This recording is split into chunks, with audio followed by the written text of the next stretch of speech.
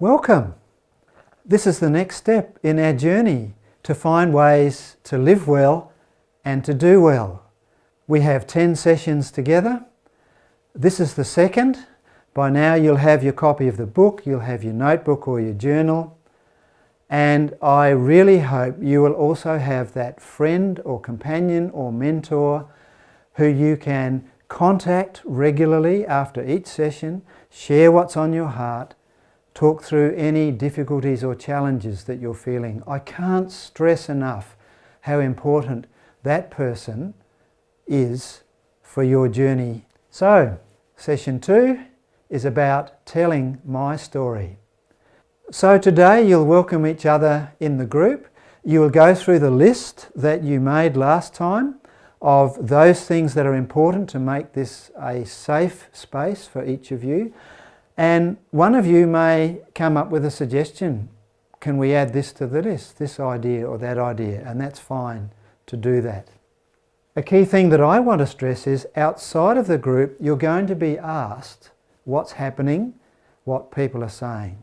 You may talk about your own experience in the group, but please keep confidentiality by not mentioning whatever other members of the group say. That's for them to say. We're learning in this process that listening is important because it affects how we talk with others in daily life, and it particularly affects how we listen to them. I love this saying of Michael Lapsley: every person has a story and every story needs a listener. And that's what we're going to do today. So you'll form into threes. Now, if there are 4 of you, then just work in pairs. If there are 5 of you, then a 3 and a 2. And A will go first, and A will talk for 15 minutes. A will speak about something of my life's journey. You can't say everything in 15 minutes, but say what you can.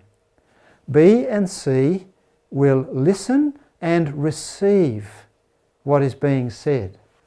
Then, when the 15 minutes are up, B and C may want to ask a clarifying question.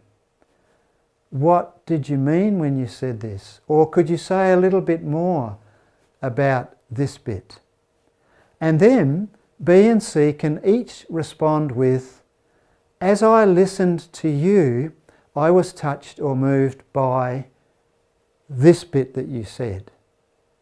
Just a very brief response that's feedback. Then you break and catch your breath for 5 minutes. Then when you come back, B becomes the speaker and A and C are the hearers. So we are practicing listening and receiving. We are not trying to work things out. We're not trying to help the other person find a solution.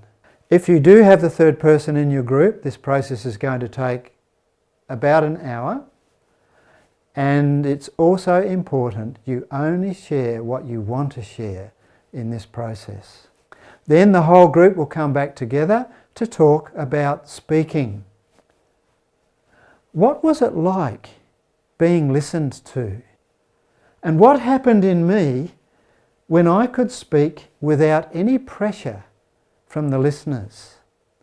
You know, often as we speak, we're aware this person's going to ask me a difficult question, or this person's going to not like what I say. Not in this case. So what is it like when I can speak without any pressure from the listeners?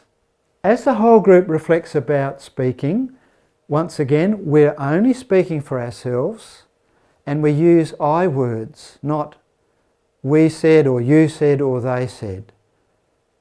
We tell and we speak about what I said. The next step today is that the whole group will talk about listening. What was it like to listen respectfully to the story of another? And what insight does this give me about how I listen to others in my daily life? Step 6 is sharing in the whole group about the readings that we had in preparation for today. What impressed me from the readings? And then, how does my sharing my story today help me relate to the two readings on the subject of grief and loss? That will bring us to the bottom of the sheet, where you'll have the information on the readings for next week's session, the date and the time. And when you do those readings, make notes on what impresses you. And then I encourage you to do a drawing, a poem, or make something that responds to how the readings were speaking to you. 10 years ago in Rwanda, I was given this. It came as I and some friends were interviewing a child-headed household. The oldest person in that household was a teenage girl, and she was caring for her two sisters. We listened as they told us their story. Very, very moving. Great loss. Real struggles to survive. And then the teenager said, before we finish, I want to go and get something. And she came back with this, which she presented to me, and she said, I want you to have this. Can you see how she's woven onto this grass arrangement two words, itang amahoro. Amahoro is the word for peace. Itang means offer or give. And this was her reflection. This was something she made after participating in her healing process. Expressing her desire to offer or to give peace to others.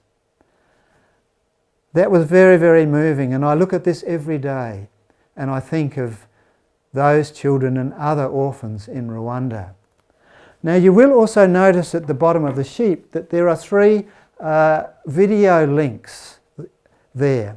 These are very short videos, just 2 or 3 minutes, from Rwanda, of Rwandan speaking with English translation, and they will just give you another opportunity to practice listening. And so, your closing thoughts today will be, what stays with me from today and what am I feeling now? Then all I can say is, let our journey continue.